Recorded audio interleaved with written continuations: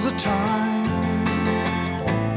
when you're drifting, comes a time when you settle down, comes a light, feelings lifting, lift that baby right up off the ground.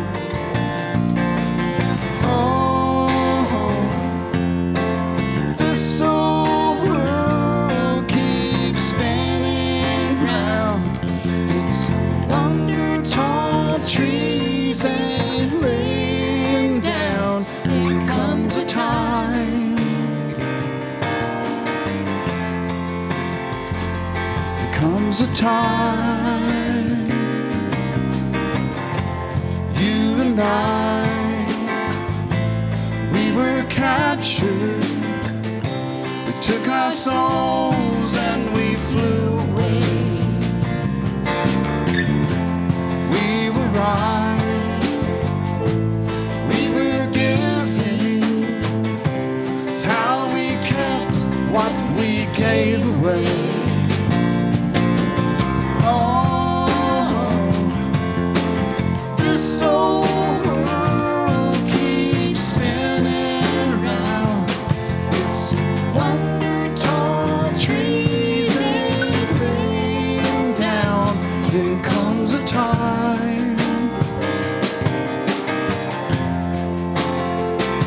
There comes a time.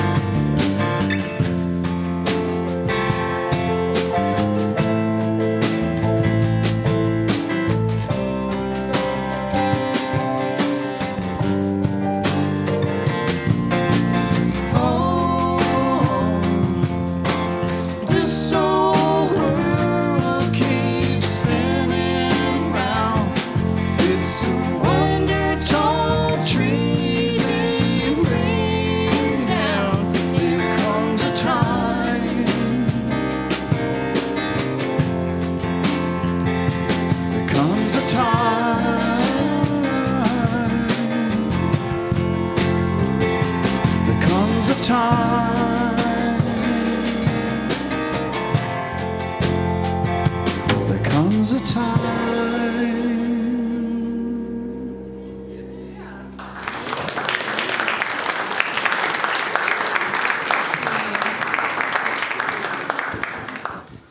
Good morning. Welcome to Unity Columbine Spiritual Center.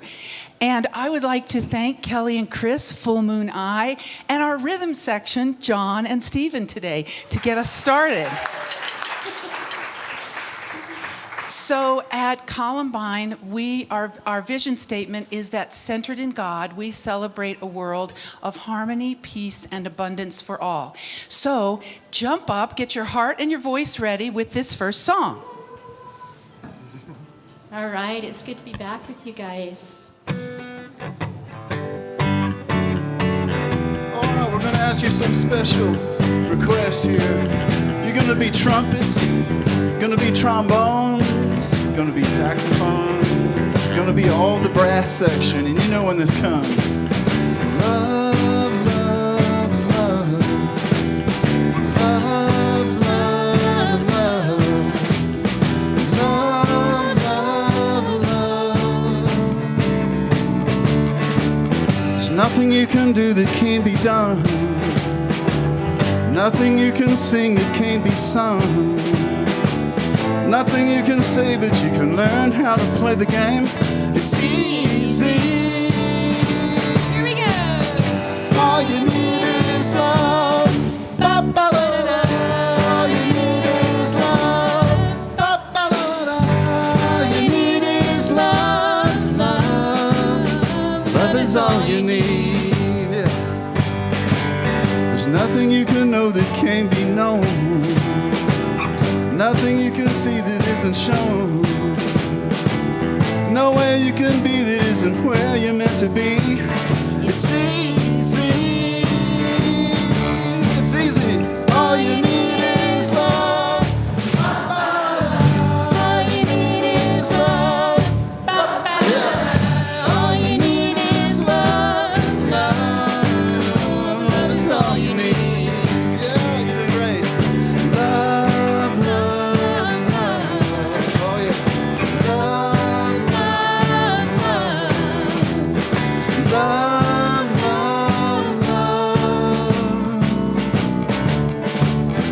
Nothing you can do that can't be done.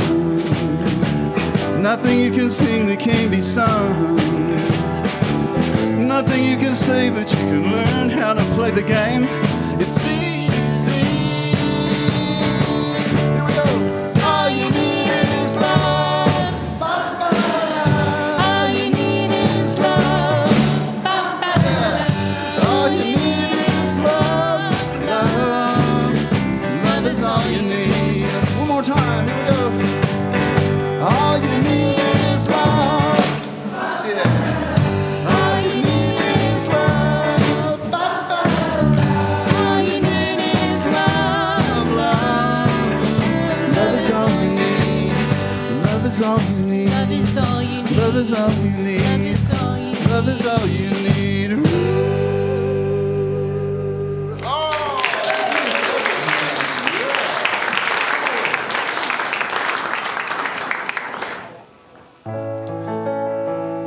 It's down here. All right, if the kids want to come up. Awesome. Perfect. And thank you. You are a light. You are a light. You are a light in this world. Yes, you are. You are a light. You are a light. You are a light in this world. And you shine. And you shine. And you shine so bright. And you shine, and you shine, and you shine so bright. Thank you. We are all lights of this world, all of us, and these guys are extra specially bright. So, anyways, so we had a family potluck on Wednesday night, and we had 14 families, and it was amazing. So we're excited to have even more people join us. We have some new friends up here this morning, too. So I think we're about ready. We're going to celebrate some birthdays and do some fun things. And thank you for singing for us. That was beautiful. So you can bless us out. We love you. We bless you. You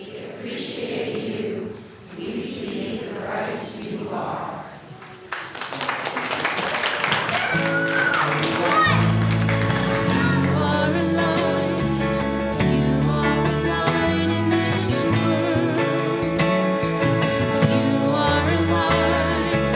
You are a light. You are a light in this world. And you shine. And you shine.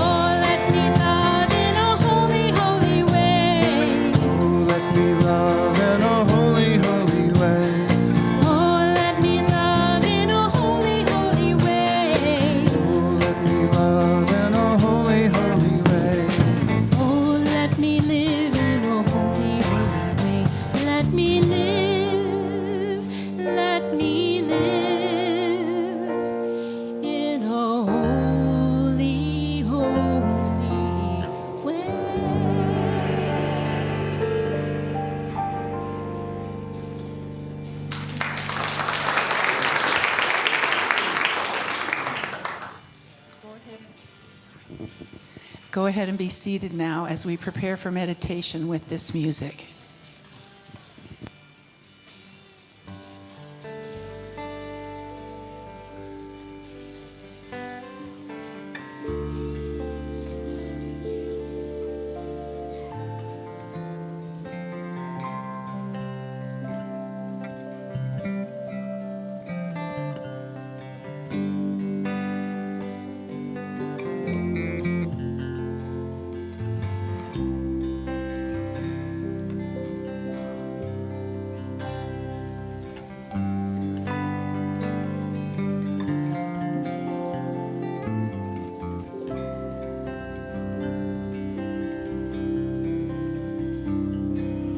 We are the love of God. We are the love of God. We are the love of God. You and me and you, all of us.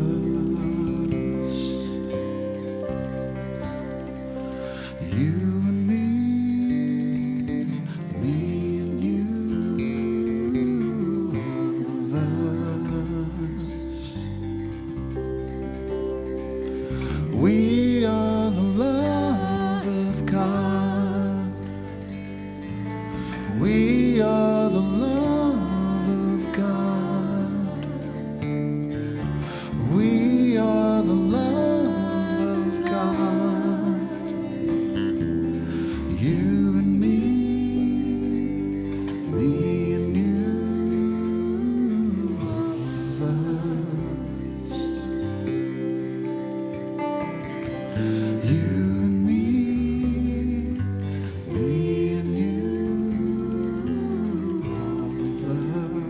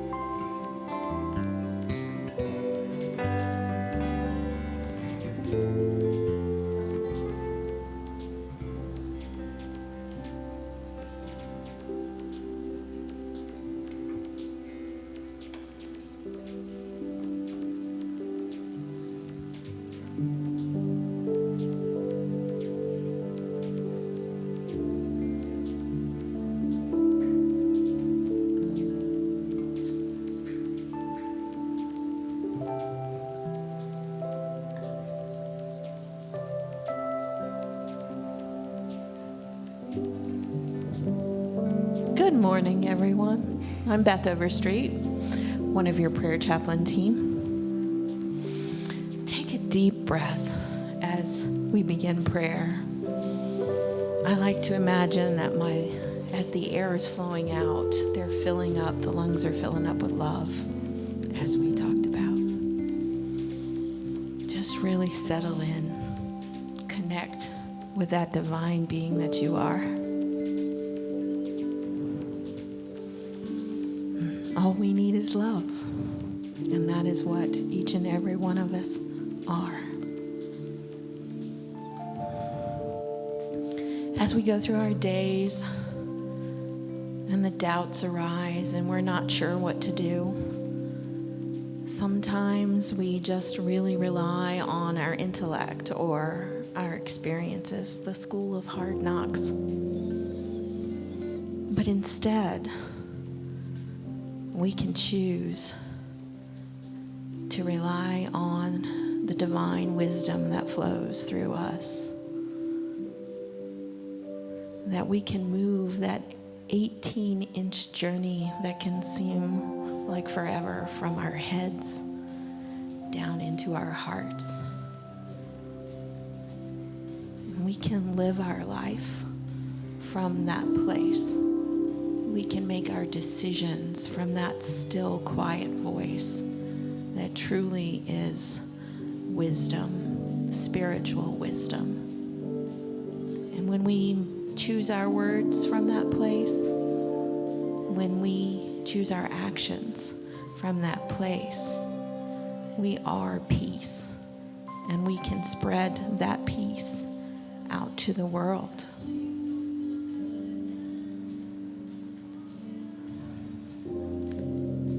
And from this loving, quiet place, we hold all the people on our prayer list, all the individuals in our prayer box, all of our family, all of our community, the whole world. We can hold and radiate love out. Those ripples have quite an impact. So it's from this place of divine wisdom and love that we will move into meditation. Connect with this energy that you are for the next couple of minutes.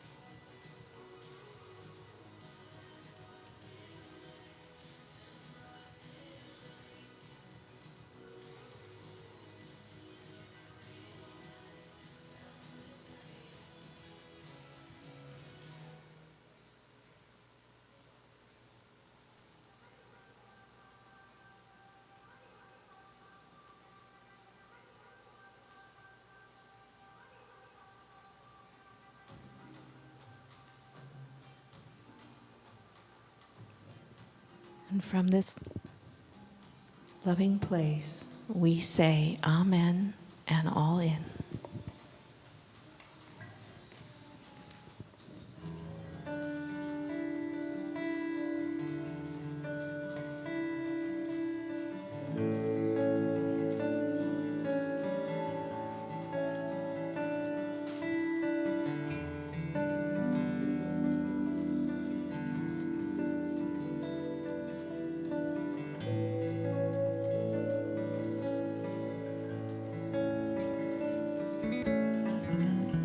The words I have to say may well be simple, but they're true.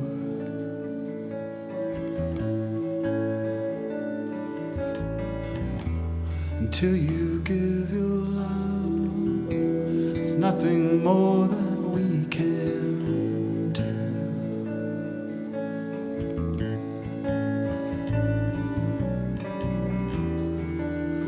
Love is the opening door. Love is what we came here for. No one could offer you more. Do you know what I mean? Have your eyes really seen?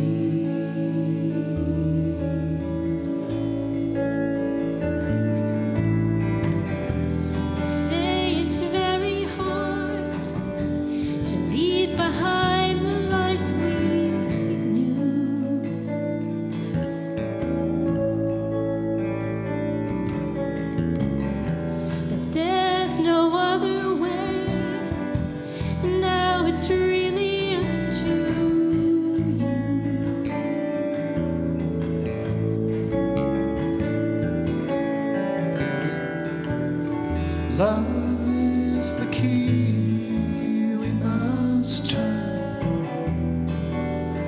Truth is the flame we must burn. Freedom, the lesson we must learn. Do you know what I mean? Have your eyes really seen?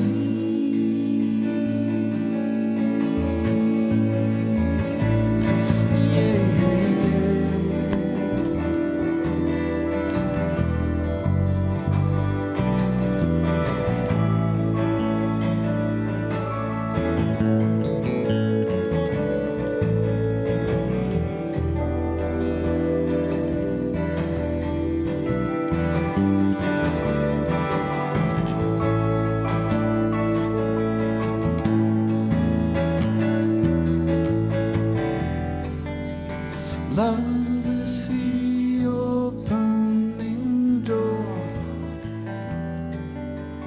Love is what we came here for.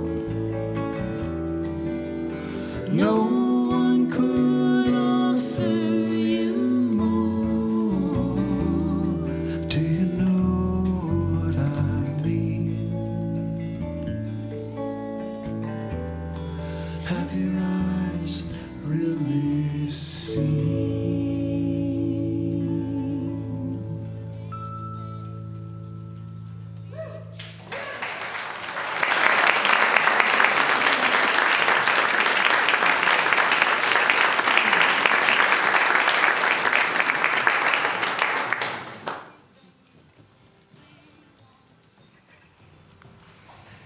Thanks, Kelly, Chris, and John and Stephen. Glad to have you all back. It's been a while since we've had a rhythm section, and Full Moon Eye. It's been, what, 3 years? Over 3 years? Yeah, so glad to have them back. So there was a king of a very small country, and this country had very limited resources. It had a lot of poverty, and it had very low levels of education. It didn't have much going for it. But the king was the owner of this rare and beautiful and huge diamond, and it was a source of pride for the country, one of the only sources of pride. And so he had it on display for everyone in the kingdom and all the visitors to always be able to look at this beautiful diamond. One day, one of his guards comes to him and says that, "Your Majesty, there's a crack in the diamond. I don't know how it got there. We've never stopped guarding it, but there's a crack there." And they were just devastated because this was their only source of pride in the whole country. And so he's consulted with lots of jewelers, and nobody knew what to do. And how do we fix this? It's flawed now. It's not valuable anymore. And one day an older man came, and he said that he was a jeweler, and he said, "I can fix this diamond for you. Just give it to me for 7 days, and I'll fix it. I'll bring it back to you, all fixed." And the king was like, "There's no way I'm giving you my diamond. You can work here. We'll provide a space for you, and you can work here, and in 7 days, you can show me how you fixed it." So he gets to work. And after the 7 days, the old man presents the diamond to the king, and the king is like amazed. This diamond is a work of art. It's beautiful. And what the jeweler had done was, at the crack, etched a rose, very intricate rose with a stem and leaves and thorns. And it was this beautiful piece of art, and the king was just overwhelmed with joy about the diamond. And he tried to give this jeweler lots of, reward and money and honor. And he said, "Look, what you've taken something that was perfect and made it better." And the jeweler wouldn't take any money. He goes, "I didn't take something that was perfect and made it better. I took something that was flawed, and I saw the possibility in it." And so many times we don't see the possibilities, we see the flaws. We see what's wrong with things. We see what's wrong with the world. We see what's wrong with other people. We see what's wrong with situations in our lives, instead of seeing the potential and the possibilities. Yesterday I was running around Sloan's Lake, and I didn't notice the first time around, but I kind of do a loop and a quarter to get my 3 miles in. And I noticed a kite in the tree, stuck in the tree. And I look over to the right because there's a park there, and I saw a mom with 2 little kids, and they had a kite on the ground, and they had some string, and I thought, well, that must be their kite in the tree, but they weren't paying any attention to the kite in the tree. And so I looked up at the kite, and I'm like running towards it, and I see the string from the kite, and it's going up. And it's tight. It's not like it's flapping in the wind. And so I actually stopped. I never stop when I'm running, but I stopped, and I trying to follow the vision of this string that just kept going up. And I'm thinking, well, maybe there's someone on a roof deck over at one of these houses, like it's really long string, and I don't see, there's nobody else in the park. There's nobody out there. And what happens to me was my embedded theology came out and said, it must be God. God's holding the other end of the string. And why is God making that kite get stuck in the tree? Well, so many of us grew up with that kind of God. That kind of spirit, that puppeteer that at his whim or her whim would just decide whether we're going to fly free and soar with the wind, or we're going to get stuck in a tree. Well, I don't have that kind of God anymore in my life, thank goodness. In Unity, we teach that we have innate powers. We have innate abilities, we have faculties that we get to choose how we experience life. And this is a unity principle, our third unity principle, that our thoughts determine how we experience things that happen in our world, things that happen in our lifetime, and we get to choose those thoughts. So we have these powers. I love the unity teaching of the 12 powers, because Charles Fillmore, co-founder of Unity, came in and assigned one of each of the powers to one of the 12 disciples. And 12, metaphysically in Unity, means spiritual completion. That Jesus called these 12 to work with him, to work alongside him, just as we call on our divine abilities, our spiritual abilities. There's probably a lot more, but 12 sounded good with the 12 apostles. And so today we're talking about the power of judgment. We don't like that word judgment. We judge it. So we really, in more contemporary circles, we call it the power of wisdom. The power of wisdom. It's our ability to discern, our ability to judge, to evaluate, to use our intuition. It's a beautiful power. It's represented by the apostle James of Zebedee. James was the first apostle to be martyred after Jesus died. And it's associated with the color yellow. I'm wearing yellow today. If you watch The Chosen, James of Zebedee is Big James, not Little James. It's Big James. Because it's big when we follow our divine guidance. It's grand, it's great. But we use these 12 powers within our consciousness all the time, whether we're aware of it or not. So we're mostly using them unconsciously. The power of wisdom is a power when we're thinking from an ego or sense consciousness. We use the power of wisdom to help us make decisions, to evaluate. If anyone's ever done a pro and con list, to help decide something, that's using your power of wisdom. My daughter is looking for a house right now in Denver, and so she's going through this evaluation process. What neighborhood do I want to be in? What kind of house do I want? How much do we want to spend? All those things factor into making a decision. That's the power of wisdom.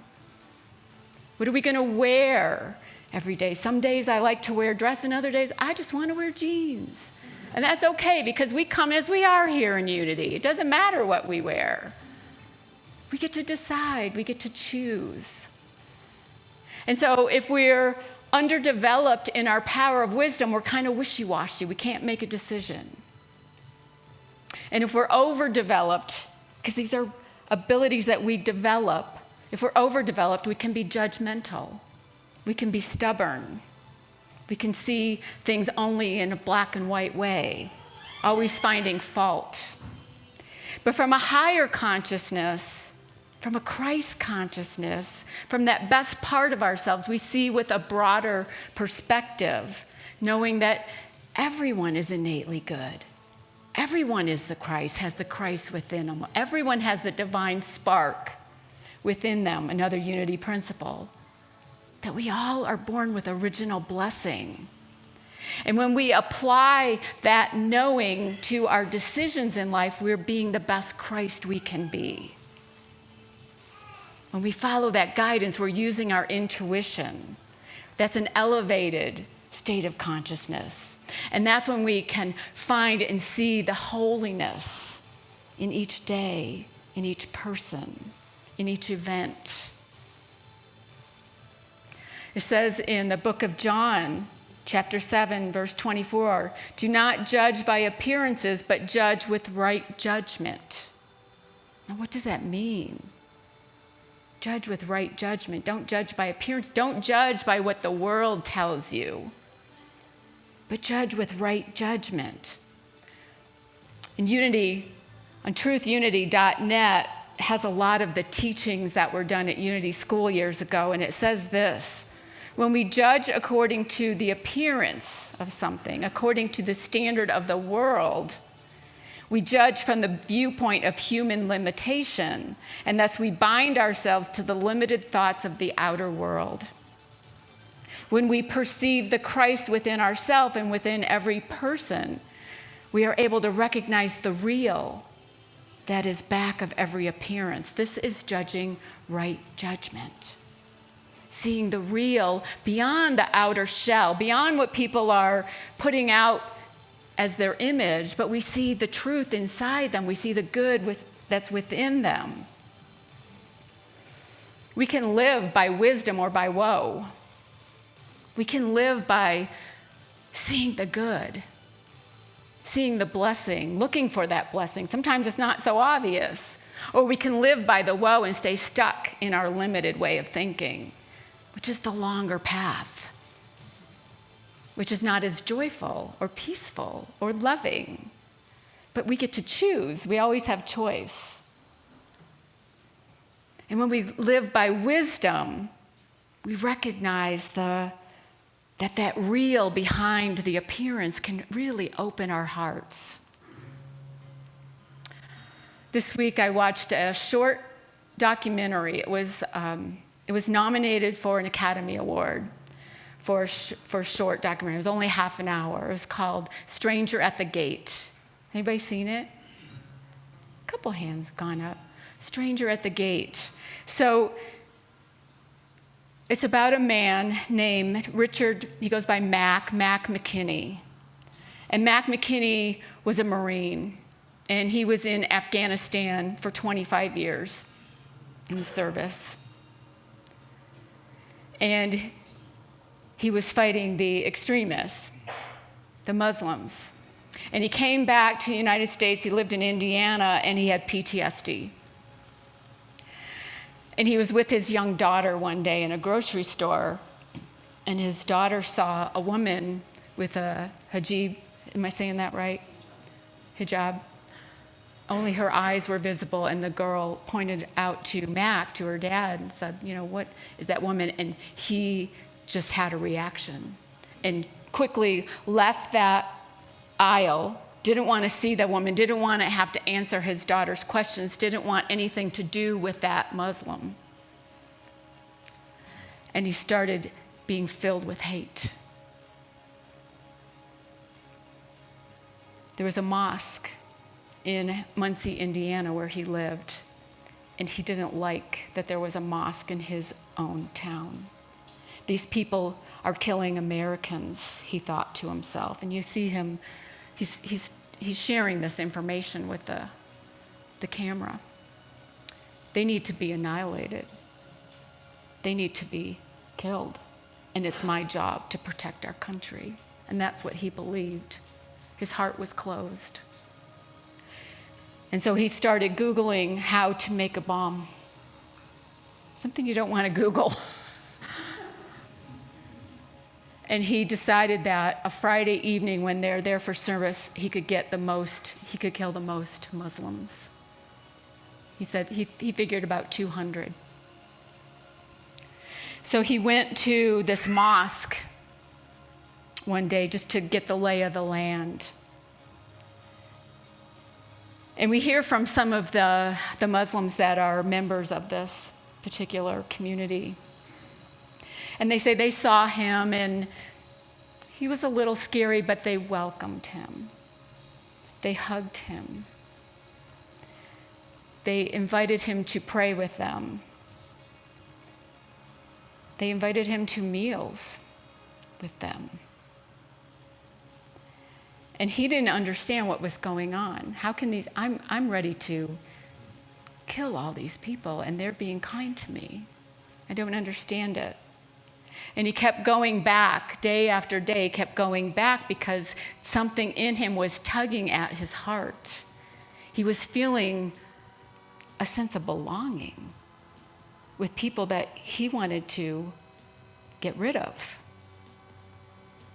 He didn't understand it, and the Muslims just kept him. He was eating with them, sharing meals. One day, the FBI came to his door. You don't want to Google how to make a bomb. They didn't find any evidence of bomb because he had already gotten rid of all his supplies. And they went to the mosque and told the people what he was up to. And he admitted to them, this was my plan, but you opened your hearts to me, and my heart cracked open. And he followed his intuition, which he hadn't done before with his black and white thinking. And in 8 weeks' time, that hate turned into a deep sense of love, and he converted to Islam and felt he was a part of this community. It's a beautiful documentary, and it's only half hour, so I strongly recommend it, Stranger at the Gate. But what a testimony to how we do have the capacity to change the way we view someone when we open our hearts, when we get to know them, when we follow that divine guidance that something in him was saying, go back, go back, go back. Get to know these people. We find holiness in each day when we allow ourselves that. And then we're practicing right judgment. We're seeing beyond the appearance, beyond the skin color, beyond the faith tradition. Unity Teachings goes on to say about right judgment. Right judgment is actually the right use of the judgment faculty, or judgment from the law of absolute good. By making a practical application of the law of judgment in our own life, we cease fault-finding, criticizing, condemning, dictating, and judging others by our own limited concepts of right or wrong. The result is that more abundant life flows from the depths of our being. As we broaden our vision, see, and judge according to this broadened vision, we not only bring about wholeness in mind and body, but help to raise the whole race consciousness, the accumulated thoughts and beliefs of all mankind. Mac did this, used right judgment. He used his power of wisdom from an elevated consciousness. And we can do this too. The invitation is always there. I've been reading this book for one of my classes called Hope Will Find You. It's written by a rabbi, Naomi Levy. And in the beginning of the book, she's at a Shabbat dinner, and she has a bunch of people over at her house, and her phone rings. And she said, normally I don't answer my phone during Shabbat.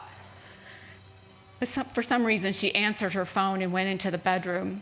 And it was a doctor who they had just taken their 5-year-old daughter to get tested, Noah, to get tested because she was having trouble. She's 5, and she was having trouble with her balance. She was having trouble with coordination.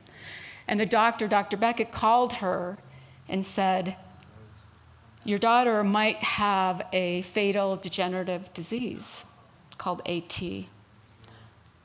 And he said, we're not going to know until she's 13, and we can do further testing. And we see how her body responds, how her body continues as she's growing. And so the whole book, and she said she hung up on the doctor. She was so angry, because the doctor said, most people are happy when I call them and give them this news. She thought, happy? She hung up on him. So the whole rest of the book is her journey through this process. Her journey through not knowing what was going to happen to her daughter. Was she going to get this diagnosis? Was she going to get stronger, or was she going to get sicker? And she didn't know. And so she's a rabbi, and she's giving talks throughout the country, traveling. She's in the middle of writing a book. She's got a successful, growing congregation, and she quits it all. She quits it all because she has to focus all of her attention on her daughter. And a number of tests. Her daughter had lots of other issues as far as disability, learning disabilities, and other things. And so she devoted her life, the next years, several years, to just her daughter, seeing how she can help her daughter. 2 weeks ago, the section of the book that we were reading, she's working, she has a prayer partner. Every Friday they meet at a coffee shop and study Torah. And her prayer partner just turns to her and says, Naomi, it's time. And she's like, time? Time for what? She says, it's time. It's time for you to get back to your work. It's time for you to have a congregation again. It's time for you to stop just focusing everything on your daughter and live your life. Because you can't control that. And you became a rabbi for a reason. And you need to get back to that. And she puts up all kinds of resistance, like we usually do, right? When we get some divine guidance, we put up resistance. I can't do that. All these reasons why not. But something in her, she feels it. This intuition, this sense of maybe it is time. And she starts envisioning what it could look like. And she wants to start slow with just a once a month Friday night Shabbat celebration, prayer service, music, contemporary music. She wants to make it all different from how it had been. And she catches the vision. She starts getting excited. And where are we going to hold it? And so she lives in LA, and she thinks, well, she Googled churches that may be open to, she's thinking maybe a church would be open on a Friday night for us to use their facility. And so she Googles, there's 3,000 churches. Oh, where do I even start? Well, there's this one church that she would drive by all the time, which always gave her a sense of peace. So she called the church, and the woman that answered the phone, and she said, I'm Naomi Levi, I'm a rabbi, and I'd like to talk to your senior minister there. And she said, this is. So how weird that the minister answered the phone. And she said, I'm, wondering if you would mind having a bunch of Jews at your place on Friday nights once a month. She goes, did I really just say a bunch of Jews? And the minister says, her name's Kirsten, she says, are you calling me because you know my husband's Jewish? And she said, I didn't know your husband was Jewish, but interesting. She goes, I would love to have a Shabbat celebration here once a month. And so Naomi says, when can we meet? Let's get out our calendars. And she goes, how about now? And Naomi said, I'm in my sweats. She goes, come in your sweats. And she showed up at the church, and she said, they saw each other, and it was like they knew each other. They both said, "Oh my God," and just stared at each other's eyes and hugged. They knew each other from a soul level. They had known each other, they thought, from a previous life or something. And so this is where she's going to do her service once a month. And she said, the church is perfect. It's all beams and wood. And I'm thinking, oh, maybe we could have a Shabbat service here once a month. We have the look. They don't even have to cover a cross like Naomi had to.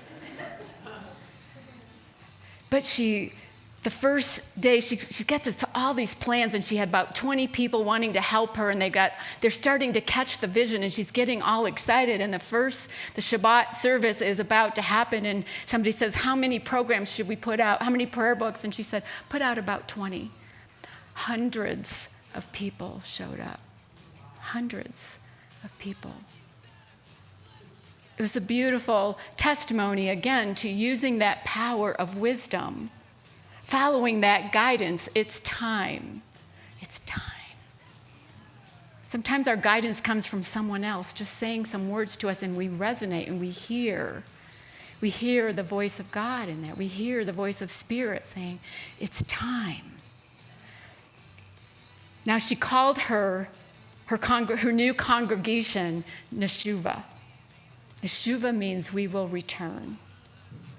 We will return to our passion. We will return to our calling. We will return to what is ours to do. We will return to what we are here on the planet for. We will return to being the loving spiritual beings that we came here to be.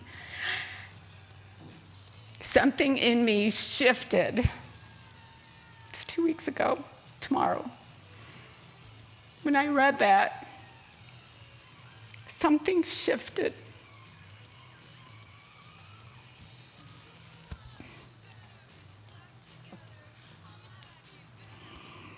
I got the vision. I got the zeal, the enthusiasm, the excitement. It's time. It's time.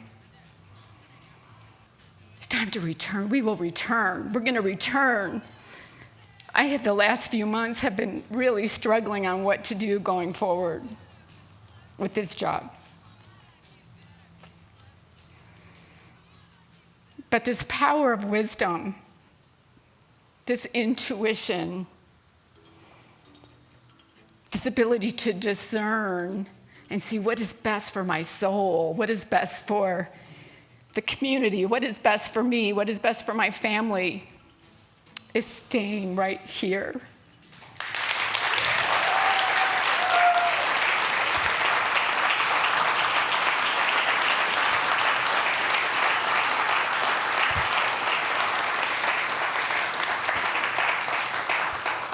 Thank you. So I have this shift. I go out for a run, and I'm just feeling on top of the world because it became divine guidance when it comes. It's not murky, it is clear. And I was running around the lake, and I kept going, thank you, God. And there's always people around the lake, so I didn't care. I'm spreading the word, thank you, God. That's why I became a minister. It's because I love God, I love Spirit, I'm in love with that, and I'm in love with these teachings that Unity has, and I'm in love with people and this community. And it felt so good.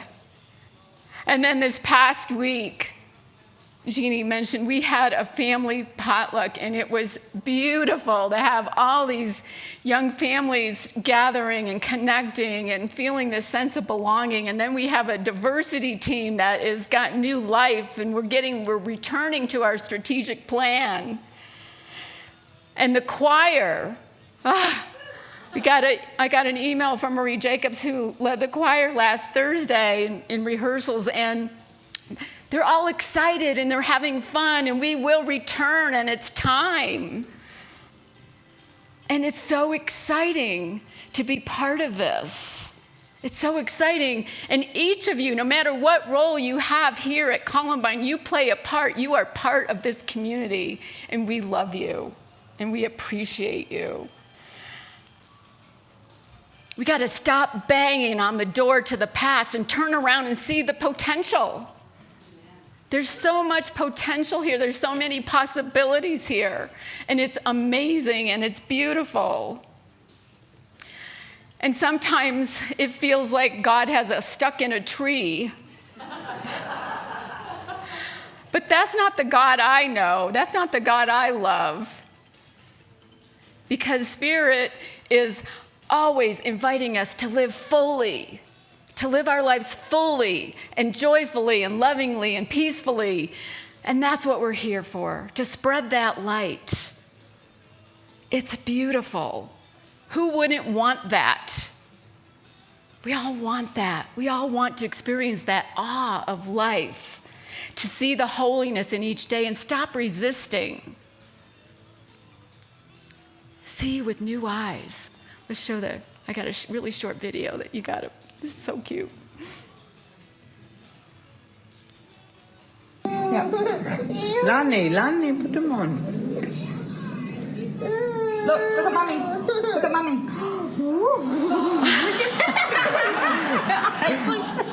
Hello, can you see? Wow. Lani, look at me.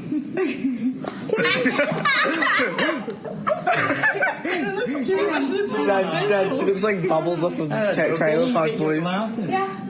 Show Daddy. Show Daddy. But it makes it look so special. She's like looking around. Can you see Barrett? Lani, Leave them. Don't touch. Come. Lani, You need them on so you can see. Lani, look at Regan. Can you see? Lani. Look at Regan. Can you see?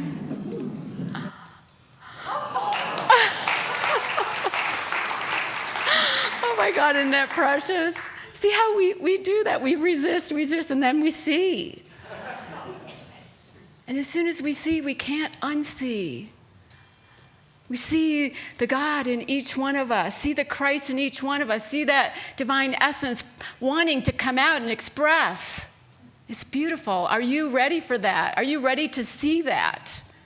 Are you willing to find the holiness in each day, in each person, in each situation? There is, I promise you, there is a blessing in everything in life if we're only willing to use that power of wisdom in that way, from an elevated consciousness. See with clarity. See with clarity, like a new pair of glasses. So we need to stop hanging on to the old stories and move forward. So this week, I invite you, find something in your life that you're judging by appearances. I bet there's one thing, at least. And try, meditate on it or contemplate on it, whatever, however, journal on it, and try to see it from an expanded perception, expanded view. Put on the glasses and see the love and the blessing that's there. It can change your life. See the blessing, the holiness in it. I want to finish with just reading a short letter to you that last week we had Reverend Steve here, and it was such a powerful, holy, healing experience to have this healing ceremony. And those of you that were here know that. It was beautiful. And he wrote an email to the board and me, but I want to share it with you. The glow and flow of being with all of you and the Columbine Unity community last week was wonderful and very touching and powerful for me. Your community is truly an exceptional one, and I believe will continue to make a deep, positive difference in the lives of many. Yes, your journey has included moments of drama and challenges. And yet you've demonstrated that even though we may stumble towards awareness of light's presence, through our faith and willingness, we do return to sender, to the flow of life, and all is good indeed. I sense that there are many extremists for love at Columbine Unity. And wow, am I grateful for walking with you. Mahalo plenty. Give yourself a hug for me. Love, Steve. So give yourself a hug and then hug somebody on your way out. Peace be with you. Namaste.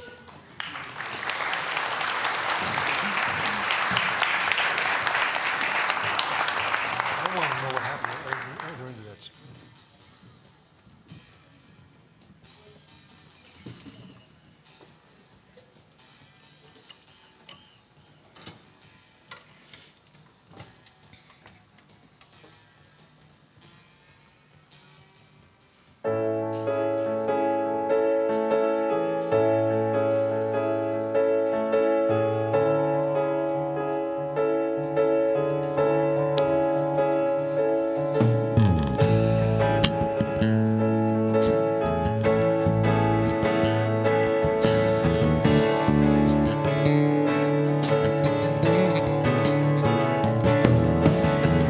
This gift will last forever.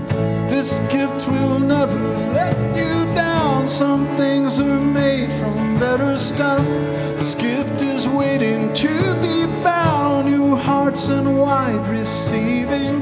Been too long buried in the sand. Some things require leaving. This gift will fall right in your hand. Just try and understand.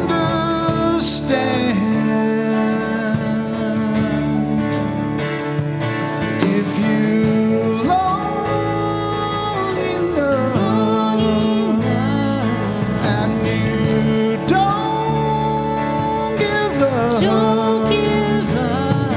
and you're strong enough, and you don't give up, and you be no harbor to the sorrow.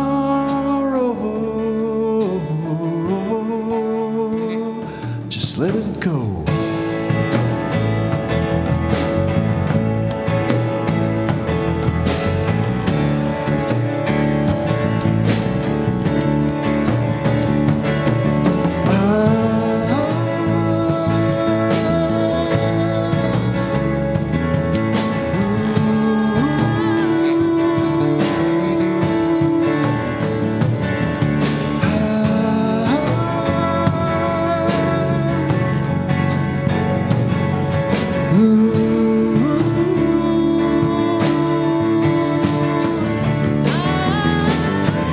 Don't hang your head in sorrow. Don't give up just before you win. Don't wait around for tomorrow. Open up your arms and let it in. This gift will last forever. This gift will never let you down. Some things are made from better stuff. This gift is waiting to be found. Your heart's in wide receiving. Been too long buried in the sand. Some things require leaving. This gift will fall right in your hand. Just try and understand.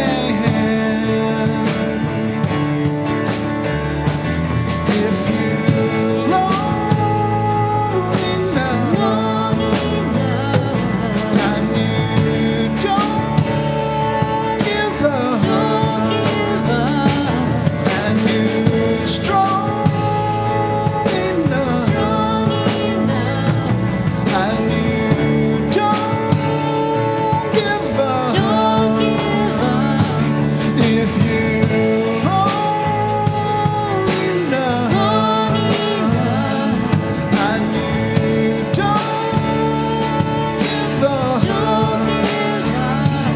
and you're strong enough, and you don't give up.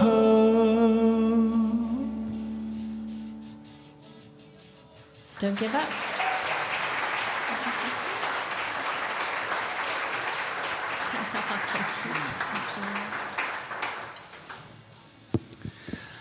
This gift. Thank you so much. Beautiful. And Sue, thank you so much for your heartfelt message. Let's start with our purpose statement. Let's say it together. We commit to increasing our spiritual awareness, diversifying our community, manifesting our highest potential, and positively impacting the world. And you are here, I imagine, because this speaks to you. And one of the ways that you can make sure that this community is thriving is to support us financially. And of course, we always ask for your time and talents as well. But right now, we're talking about the treasure portion. So this is a time in our service when we do invite you to support us financially. You can also do that online in many different ways. But let's say our offering blessing together. God's love has always met and will always meet all my needs. I give freely, I receive abundantly, and I am grateful. And we want to say hello to our online viewers. And sometimes you might be one of them if you've had surgery or you're just not feeling well or whatever. So just know that we're always thinking of you if you're watching online. The men's retreat is fast approaching, March 24th and 25th, and there's more information, of course, about this in your weekly update and in the digital bulletin today. Sister Carmen will continue for another week or so, March 29th. And so the donation bin is in the lobby. And please think about, as you're going through the grocery store or wherever you pick up personal items, that you can add a few extra things to your cart and then drop them into the bin for Sister Carmen. That goes a very long way towards supporting the unsupported in our community. We will have a Holy Thursday service, April the 6th, and it will include foot washing and communion. So as far as the foot washing, wear shoes that are easy to get off and on. We will have an Easter egg hunt after the service on Easter, and that will be the older children in our youth program, the older youth, will prepare the eggs, and then the younger ones will be allowed the joy of hunting them. Your Board of Trustees meets today, and they are always open to your ideas and solutions. And I'm highlighting that because look at it, you're all here. You've all got brains that think just a little bit differently, and we all want to, and you have eyes that look around and see what's developing. So help us catch things when they're smaller and come with solutions because we're always looking for ideas. And then somehow the Easter service slide didn't get in there, but we are obviously having an Easter service, regular time. And who are our prayer chaplains today? Tink. Tink and Tink. So she will be available for your to pray with you for if you have a concern or if you have a celebration as well. And now let's stand for the peace song.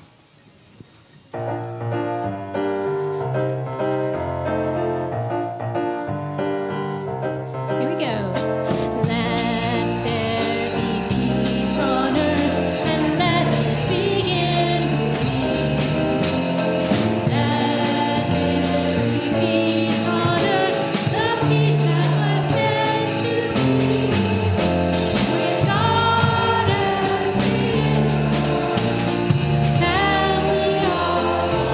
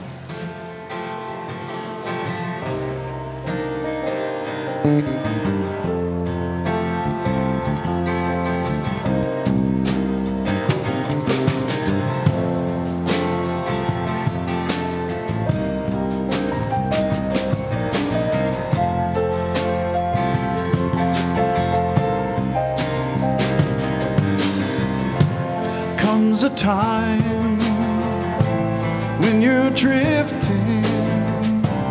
Comes a time when you settle down.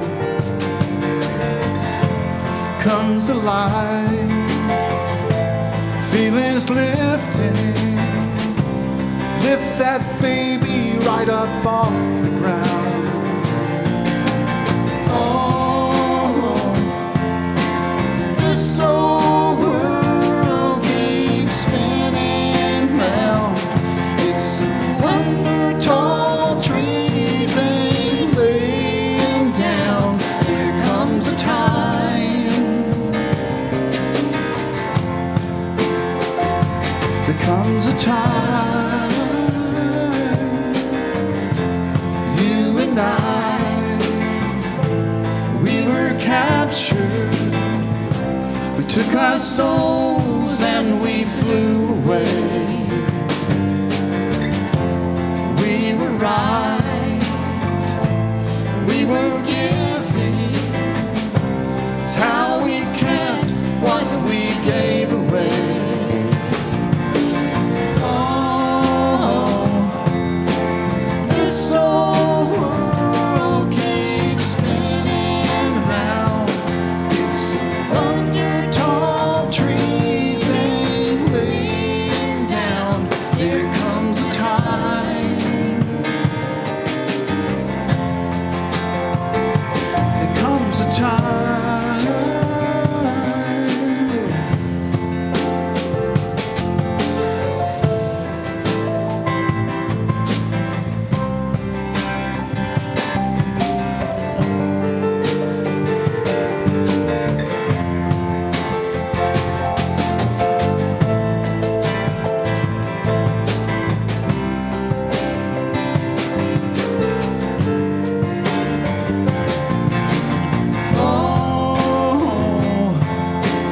This old world keeps spinning round.